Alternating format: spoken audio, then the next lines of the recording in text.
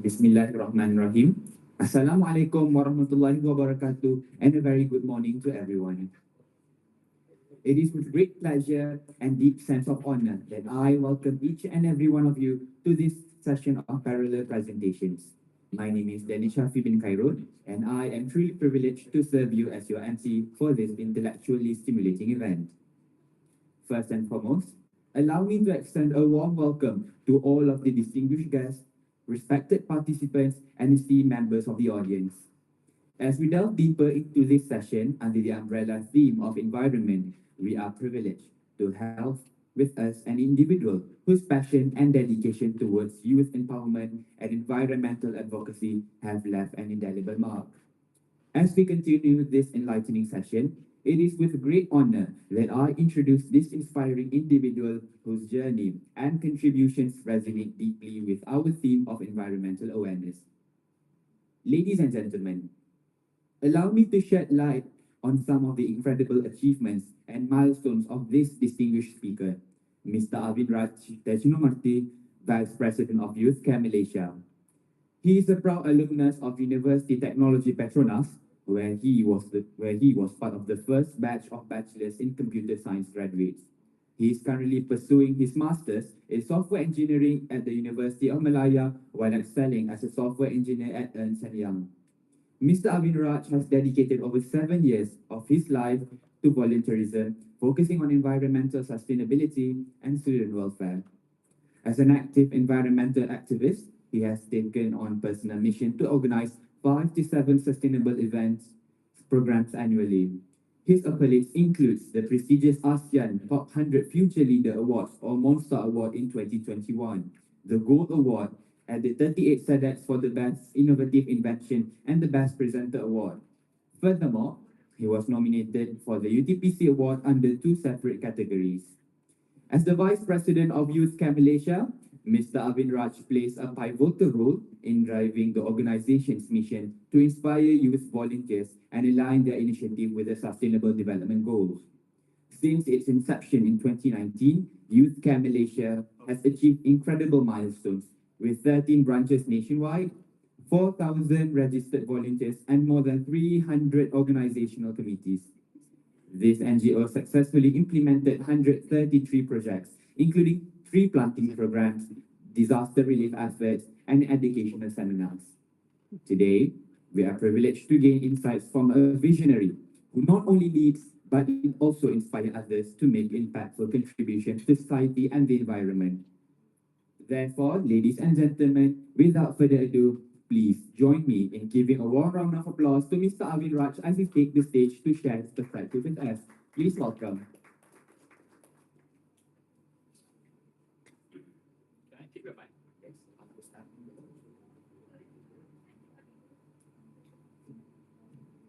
Hi, morning. It's an interesting picture of choice. Anyways, before I start, what is activism? Activism in simple Google search defines as policy or action of using vigorous campaign to bring about political or social change. Can you guys give me examples of activism, forms of activism? Anyone? Protest. That's right. That's number one. Example of protest is Black Lives Matter. More? Is volunteering considered as activism? It is, because volunteering also you're spreading awareness and education wise. That's also considered as activism. Any more? Okay, I'll summarize it for you guys then. So we have protesting. Example is Black Lives Matter. Petitioning, strike, boycott. I'm sure you guys are familiar with boycott. That's also a sign of activism. Policy making or changing, social media campaigning, and the most important weapon in our tool for activism is education. Hi everyone, good morning. My name is Arvind Raj. As mentioned by our MC today, I'm also an alumni of UTP. How many of you guys are UTP members here? UTP students? Computer science? Wow. Oh, you're the only one? Okay, that's nice. I was so sad to see there's only one computer science member here. It's okay, I will talk to your team later. I'm the first batch of computer science graduate for University of Petronas. Anyways, let's go into the slides.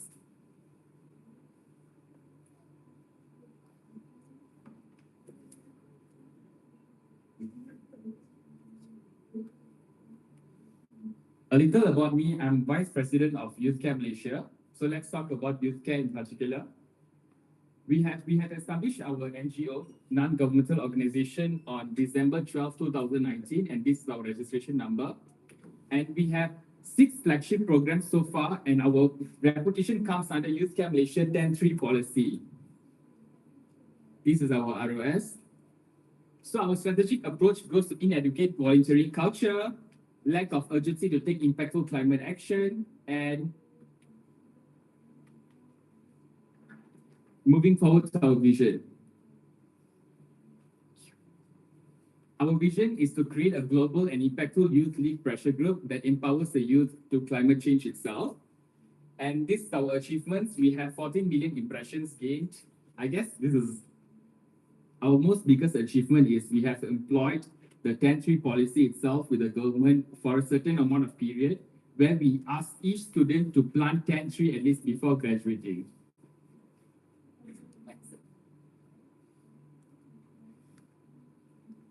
Okay, so comes here to our program. We have 10 trees, which is deployed on 2022, and our target ended in 2027. We have My Prodigy, You Can, My Bumi, My Bencana, My Impact. Are you guys familiar with My Impact? Anyone participated? I bet Ahmad is familiar with My Impact. Am I right? And then there's My Swara. I'm sure if you guys can't participate in My Impact, you guys can participate in My Swara moving forward. We have that upcoming currently. And we collaborate, appreciate, radiate, and evaluate our core values, of course. We have 84 projects done so far. 62 My Bumi. What is My Bumi? My Bumi is for us on focusing on nature values. Example, we go to the sea and pick up the rubbish, and we plant trees. In fact, we have done a project with the royal family of Pahang as well. Once a time, we invited everyone to come to the seashore to pick up the rubbish from there. And we have 6 My Prodigy, 3 My Impact, and 8 operations. We also have operations throughout the globe at one point. We had Malaysia as well as in France, but we shut down our France branch due to COVID. Hopefully, we can open again soon. We had our office back there where I had my trips, but we had 62 My Bumi's projects so far done. You can skip before that. Okay, so we have My Swara coming up. What is My Swara? My Swara is something similar with Reconcile, but it's a little different because we are having competition between the students itself. It's more like a debating competition, and each representative from one university. So we will pick 100 universities around Malaysia. Example, in UiTM has about like a Brazilian branch. So each student from that one, each branch from the students itself. Next. Next. This is our paper findings, the one that has been published about Youth Care Malaysia itself. So these are our partners actually. So one thing about YCM is we make ourselves proud with our partners that we collaborate with. We have our government bodies, the NGOs that we collaborate with as well, and the small and medium-sized enterprise. For now, we are trying to focus on locally sourced enterprises because we find that we need to support local more. We need to support Malaysian business more. And then we have our food enterprises, our corporate companies. Yayasan Axiata was our main sponsor for our My Impact Prodigy. And then we have our universities. Definitely UTP is there because UTP has been our backbone from back when I was student itself. And then there's charity institution and medical institution. Okay, so now let's get into the topic. You guys have any questions about YCM? Okay, good. Let's take a chill breather. It's a very tense event. Okay, so today we're talking about sustainability solutions, university voices on climate change itself. Next. These are the agenda. I will be covering about sustainability, about climate change, universities' role on sustainability, what UTP can do, what other universities can do, students' role on sustainability in led initiatives, AI in climate modeling, programs in Malaysia, universities' action, and of course, conclusion. Next. Okay, so climate change. What is climate change? Climate change is a long-term shift in temperature and weather pattern. So many of you may ask, isn't the climate always changing? Am I right? Like today it's cold, tomorrow it's hot, the next day it's windy, today it's a bit cloudy. And the next thing, what exactly is climate change? Like everyone says that now, climate change. Maybe you're saying that for cloud, you're saying that for attention, but what is climate change? And why should we care about climate change? Climate change is an abrupt increase of global temperature itself, and it's a long-term shift in temperature and weather pattern. Definitely, it can be natural. I can't say it can't. Natural causes can be changes of the sun, volcanic eruptions, but since the 1800s, human has been the main driver, the main cause of climate change, including you guys and me. I'm also the reason for climate to change today. So So the reason of climate change is definitely including burning oil, fossil fuel, coal and gas. Example, for my prayers in Pongal, I did burn up quite a number for my festivals. They're called bogi. So we had to burn our old clothes and whatnot. So that's also causing climate change, which again, I can't protest to my parents and grandparents. I'd be like, can't go to them and be like, you can't do this, it's climate change. They're going to whack me on time. But however, UN has recognized climate change and gives so many solutions for now. Example is social sustainability development goals, UN framework convention on climate change, and Paris Agreement. So we can see the current global challenges are definitely raising temperature and sea levels, increased frequency of loss of natural disasters, loss of biodiversity, and Malaysians' climate change challenges are definitely flooding and extreme weathers. How many of us here are victims of flood? Raise your hand. None. Okay, one. Where are you from? Johor. Okay, it's still flooding now, isn't it? Okay, I'm so sorry for that. It's because of climate change. Also because of poor infrastructure of the poor planning of the infrastructure of the city as itself. And then there's also urban heat islands. The main victim of climate change is definitely ocean. Why? Anyone? Why ocean is the main victim of climate change and what happens to the ocean?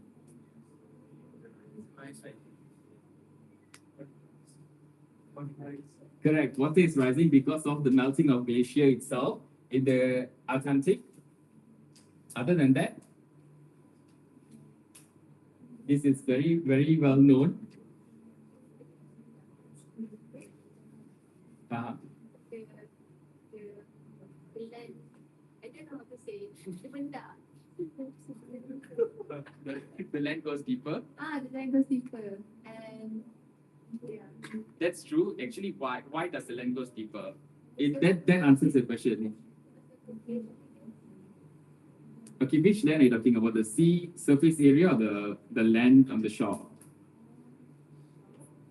Okay. That's a good answer. Anyone else? Okay, let me answer it for you guys. So when there's climate change, there's warmer oceans. The oceans become warmer. So definitely for you guys, it's a happy news lah. You guys get hot spring for free. But for the marine life, it's not that. So I'm sure you don't like to be boiled in a room, isn't it? Same goes to fishes, oysters, skeleton squids. So these things are being impacted due to the climate change. And 1 billion of Earth, 1 billion Earth people, how do I say that in proper words? 1 billion humans, primary source of protein is actually from the ocean. So once you guys have no fish and no protein, where do we else go to? Humans? There's limited chicken. You can't get chicken all the time, it causes cancer. So where do we turn to? There's not much high protein in vegetables. Yeah, there is, but not very fish. So again, we must save our earth. Comes back to sustainability. No, before. Okay, so sustainability, what does it refer to? It refers to the ability to maintain or support a process continuously over time. How many of you guys heard the word sustainability today?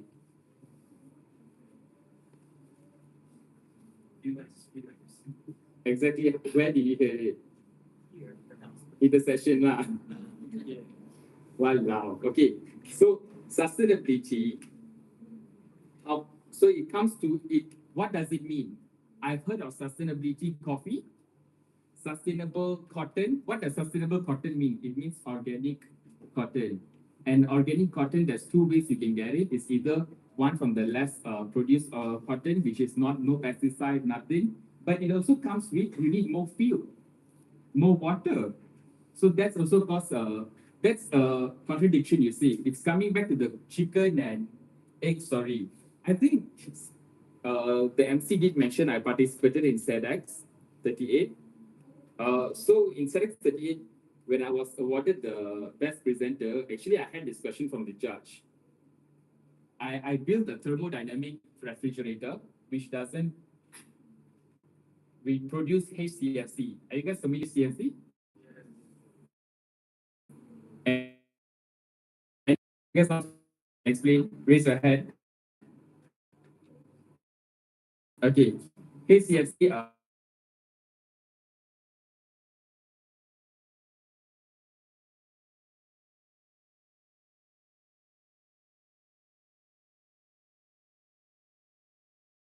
of this judge. This judge came to my table. This is back in 2016 now. This judge came to my table and was like, hey, you are using thermodynamic and your fridge is not using HCFC. But does this mean your fridge uses more electricity?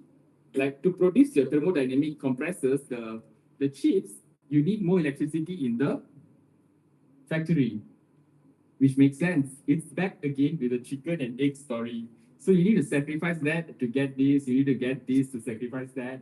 But again, to produce HCFC, also you need to produce the compressors, you also need electricity in the factory, ma. Am I right? Yeah. So we're just replacing with thermodynamic. However, thank God for that, I still won my best presenter. Lah. If I didn't, I would have went and protest already. But anyways, coming back to it, now sustainability means everything. I've even heard sustainable straw. What does that? What does it mean? I've also heard sustainable car. I mean, yeah, we get it. It's electrical car, but other than that, my car's running on diesel. Is it sustainable? Yeah, I'm a hypocrite for talking about this, right? But but yeah, I need my diesel car to go into the Orang Asli Kampung for volunteering. So, anyways, when one word means everything, it means nothing, isn't it? When everyone says sustainable, sustainable, sustainable, we have sustainable students here in UTP. What does it mean? You're just making it more complex. You're just trying to fill up the gaps to get more words. But again, sustainable also means meeting the needs of present without compromising the future needs. Example, when I'm burning fossil fuel, am I compromising the future needs? I'm thinning the ozone layer, isn't it? So that's compromising the future needs itself. However, we have absolute sustainability. That's a different word for sustainability itself. Absolute sustainability means able to sustain itself. In order to achieve, we need to know how it looks like. And absolute sustainability is different because this demands that all humans' activity fully comply with the planet's ecological limits with no overshooting itself. United Nations actually have released sustainable development goals. There's 12 of them, but sadly, there's only 5 of it relating with climate action, which includes affordable and clean energy, sustainable cities and communities, responsible consumption and production, climate action, and partnership of the goals.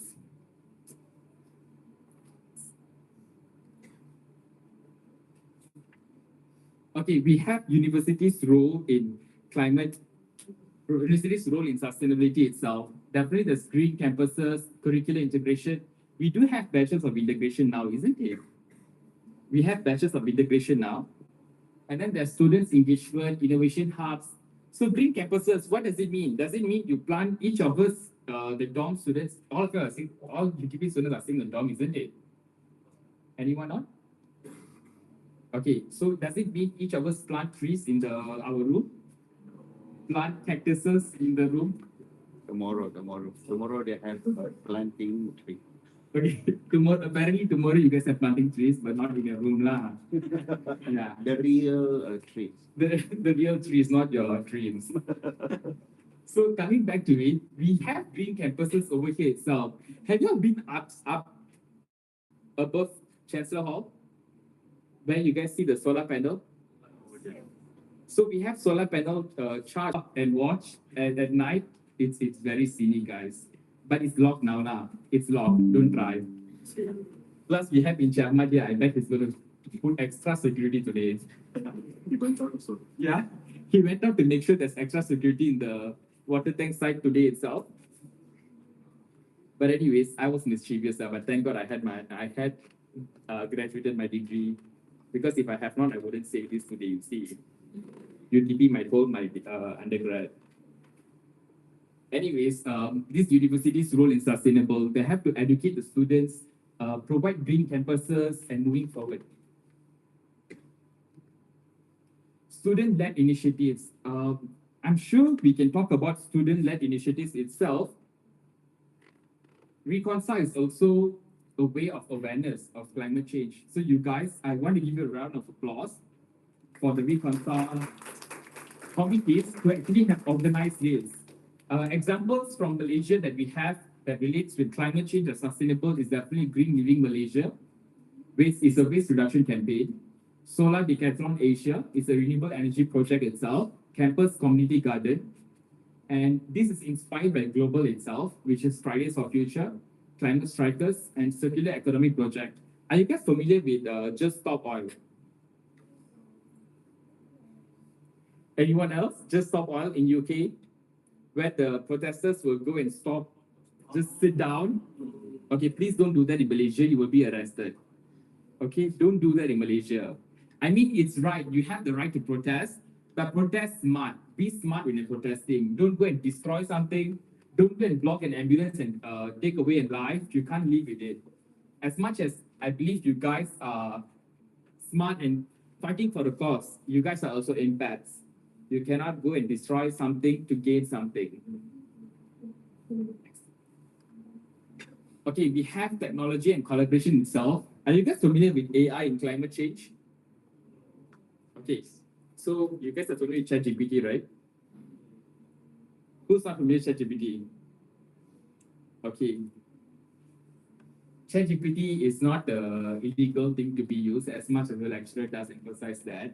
It's an AI, it's built for our convenience. Please utilize that, but utilize it smartly. Do not copy paste. And then you, at the below there, there's written, here's a summary of your project. Please feel free to add more. Don't copy that and start the lecture together, because don't get caught lah. But make sure you read through your points as well. Coming back to AI in climate change, we have initiative technologies, AI in climate modeling, IoT in energy management, and we have interdisciplinary collaboration, which comes together with partnerships with engineering, social sciences, and business faculty, joint ventures with local NGOs and government. Anyone can give me examples of AI in climate change? Here, I'm going to ask the computer science student here. You took IoT? IoT? Okay, then I won't ask you. Electrical engineering? Electrical? So you guys saja tak beritahu. I need someone from electrical here. Wait. Who said this guy told to me? I can't find it. Okay, what course are you from? 10 people do. Do you know any AI that you can use in climate change?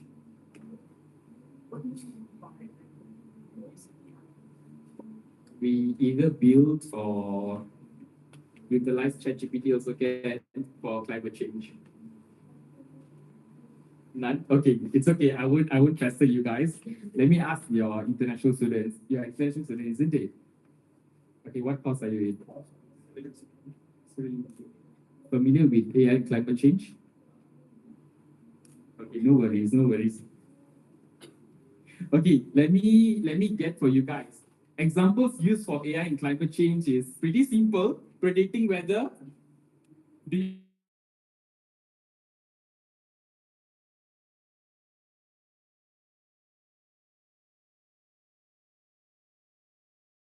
get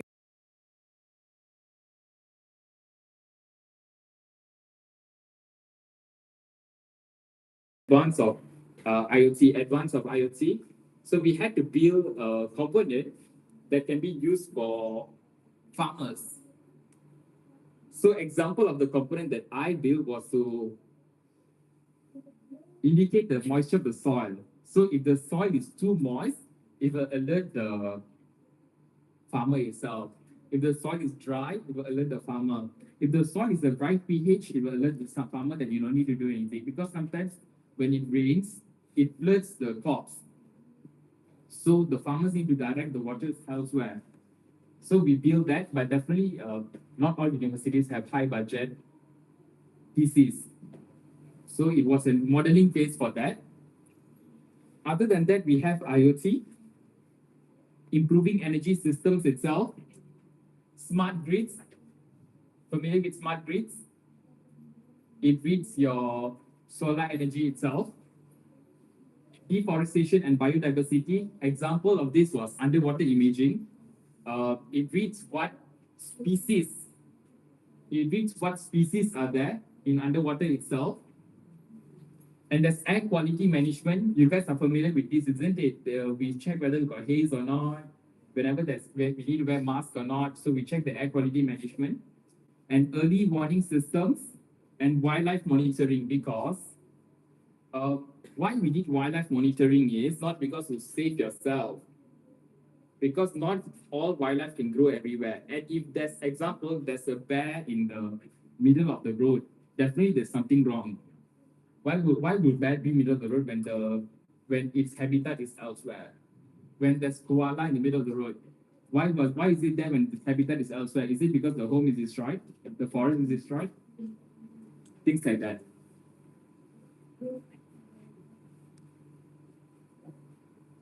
Okay, the programs in Malaysia, I guess I covered this lah. Next. You guys also saw the Youth Camp Malaysia program, right? There's also student-led initiatives, by the way. Because Youth Camp Malaysia, we try to focus on students creating the project itself. Example, me, myself, as a vice president, I'm allowed to create my own project. However, we try our best to navigate the students on creating a project. It gives collaboration, it gives your partnership, you get to gain more insights, you get to gain more connection. Another example, most of YCM's volunteer, the students place an internship position through the partnership of volunteering. Because you guys saw our partners, isn't it? The corporate partners, Axiata, Petronas. So that's how you actually gain your connection to go for internships, to build your career. When I was in the breakout room just now before today's session, I was told by the alumni itself, the Yayasan Petronas head staff, I guess. So I was told by them, we have an alumni dinner this 14th of February, which is on Valentine's. I was like, why are you having dinner on Valentine's? Don't you guys have different plans? However, apparently, because this dinner for alumni is built so that you make more connection. Because not all alumni are working in one job. Everyone is working in different company. Some of them have their own company, which is worth millions now. So maybe you want to jump jobs, you want to build your own company, you want to build more connection. That's what you use the alumni dinner for. Same thing with volunteering. You can use this to build your connection, build your network itself. Okay, moving forward.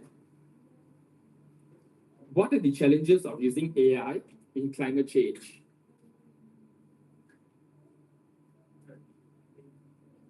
About energy. Like, for example, actually, about AI in climate change, actually, AI also have its downsides where it, for example, like ChatGPT actually consumes a lot of energy to, when we ask a question, actually, it also releases a lot of carbon footprint when we want to generate an answer from it. So, actually, there's the challenges because when we want to use AI or make it or maximize it in our operations, then there's a probability it will consume more energy and also increase the carbon footprint. That's actually very true. Comes back again with the story, the chicken and egg story. Whether you are willing to sacrifice this for that or not. That's very true. It releases more carbon footprint. Are you guys aware when you guys example, does our he and she have sustainable cappuccino? Do we have? Do you guys go to he and she often? Okay, you guys go to Zeus and Starbucks then.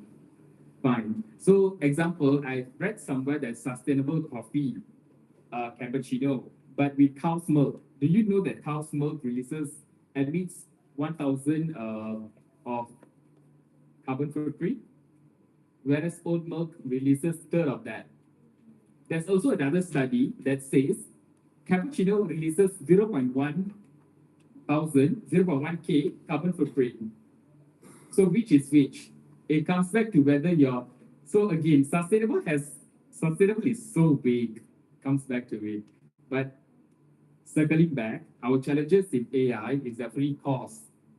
As mentioned just now, I can't go and use my own pocket money and give out sensors to all the farmers. Sensors are so expensive, man. I'm sure you're UTP, any of you are mechanical engineer, anyone electrical, computer science only foundation. You guys who are building sensors, I'm sure UTP will ask you to return back anyways, or you guys need to buy yourself. Back in my final year project, we had to buy our own sensors, but it was cheap, like we bought in Shopee only. It wasn't industrial quality sensors, it was for student final year project quality. Anyways, it comes back to data privacy. You're releasing your data privacy by using AI. Farmers' soil moisture is known because it's sent through Wi-Fi. If the phone is hacked, the people might know what soil he has, what plant he has. There's also energy consumption, as mentioned earlier. Then the challenges of AI in climate change. So I have 10 minutes. Okay. Okay, so what universities can do to advocate for climate change? I need you guys to answer this. What universities can do to advocate for climate change? Maybe we can start working or thinking about the possible projects that could help the environment. So it really starts with the student. We should eventually the university can start. That's actually very true. Are you guys aware that UTP had tree planting like 2 years back, 2022, 3 years back? We had tree planting, and they called a room full of NGOs to come and plant their trees. However, half of the plant died. The only plant that didn't die was UTP staff planted plants because they went and watered the plant constantly, whereas the strangers planted plants was like not watered, so it died. They released another carbon footprint in earth and also the soil, a whole mess. What else university can do? I can spread their volumes and then check the sense of the related table. Exactly. I believe you guys have environmental CSR, isn't it? Like your MPU4 is themed, right? So for international students, MPU4 is actually a subject we took on one semester where we have to do volunteering work. We have to do either like environmental work or depends on the theme of the year decided by the university. Other than that, The universities can encourage the clubs and societies to have at least one project that can, let's say, they have a team like I'm here for. So other than the subject itself, they can also encourage the culture and society to do the same, to make it a KPI to achieve their year. That's true as well. Being part of a member of a club in UTP, they did encourage all of us to have environmental teamwork. Okay, thank you guys. Oh, no. Can you go to the next slide, please? So what you can do as a student to overcome climate change? I can say advocate yourself. Any of you guys are MedTech members here? Part of MedTech club? I was part of MedTech also, CC. Yeah. Oh, that's so nice. Any of you guys? Any clubs in UTP, debating club? Okay, anyways, be part of the club, be active. That's how you build your connections. What you can do personally is build your network, build your connections, lead environmental work. UTP supports work all the time. You just need to take a project proposal, and building project proposal is so easy, guys. Just chat GPT. Just put what you want and it will build for you. So just take a project proposal, go meet in Jahmat or any of the CFD staff. They will guide you for your project because UTP has so much of funding. Do you know UTP collected 20 million for Tapestry of Colors? That's it. Yeah, so they have so much of money. Take their money. You guys are paying fees. Take their money back. Do projects. Okay? Okay, so moving on to Q&A session. Any of you guys have questions for me? I'm going to leave the mic here. Oh, okay, I'll walk then. Hello, my name is Danish. Thank you for the sharing. It was insightful. My question is how to build as NGO, how to build the associations like you are the vice president, and how you collect all the volunteers, open all the volunteers to give the opportunities to other people. That's an interesting question. It's also a challenge that I'm facing. So, one thing is, I would say to build your associates or to get volunteers is to know your focus groups. My focus groups for YCM is youths. So we focus on students, we focus on school students, university students, mostly students, graduates, recent graduates. We do have our oldest member is actually 60 years old. So we're not only focusing on youth, we are not ages. We do not discriminate age. So to know your focus groups is one thing. Second, to do more programs. To do more programs, you need more money. To need more money, you need fund. You need the people. So that clashes, right? I bet if you have money and you tell them, hey, let's go volunteering today, I belanja you coffee. Everyone comes when. Not everyone lah. I don't know now people are spoiled or not. Back in my days, everyone comes. Like I'll be like, hey, come lah, volunteering with me. I get you coffee. So they come with me. So we have usually our programs, my volunteering programs back in UTP, even after I graduated UTP last year, we did a program in Kampung Orang Asli. I was also UTPian. All of us were UTPian. It was about 20 to 30 of us.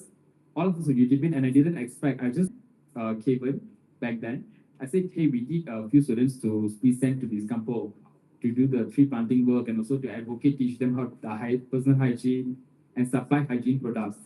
And 20 to 30 people came, all UTP students. It was Saturday. So know your focus groups, know who you're targeting. That's how you build your society. Did I answer your question? You have more questions, you can ask me, Anyone else? Questions?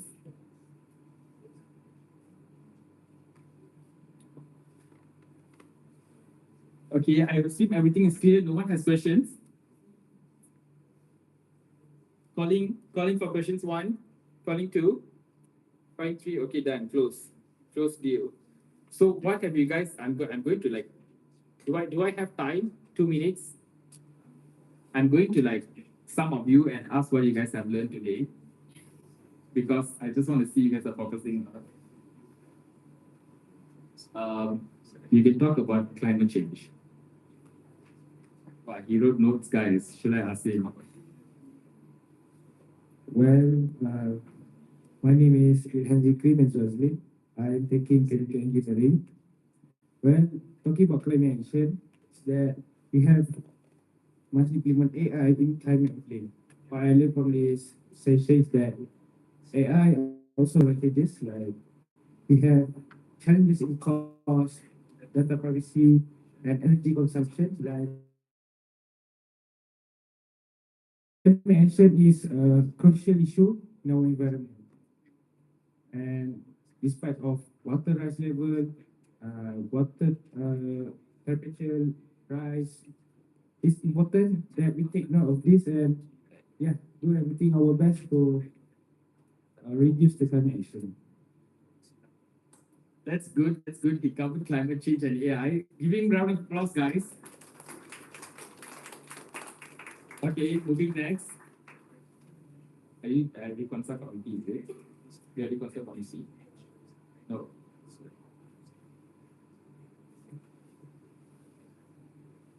We can talk about sustainability. Hello, my name is Ahmad, and so about sustainability, I think what I learned from this session is that sustainability is very important to ensure the environment is getting better and we adhere to the climate change. With that, with the modern technology assisting us with example AI to adhere the issue. Yes, okay, thank you. That's right. That's right. Giving round of applause for my session today. What I want to say to summarize this is climate change is a real issue. It's going on for decades, since 1800 some more. So please be careful, be mindful, and also be a good activist. Why did I mention about activism in the first place is activism is something all of us can get into. So advocate for our Earth, because Earth can't advocate for itself. Thank you very much.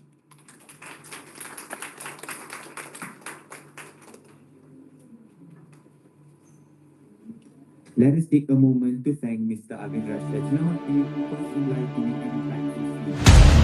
Mr. Arvind Raj has truly inspired us, providing insight on the social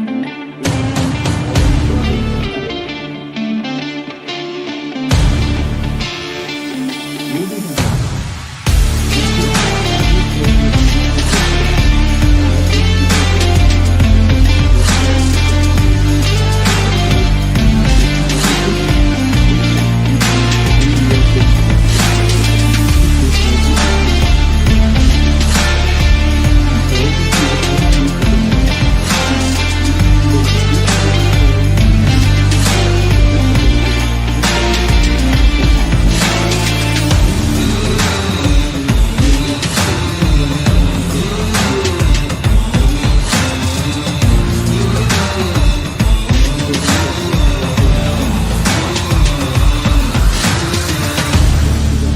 without further ado, let us begin this panel discussion. It is now my honor to introduce our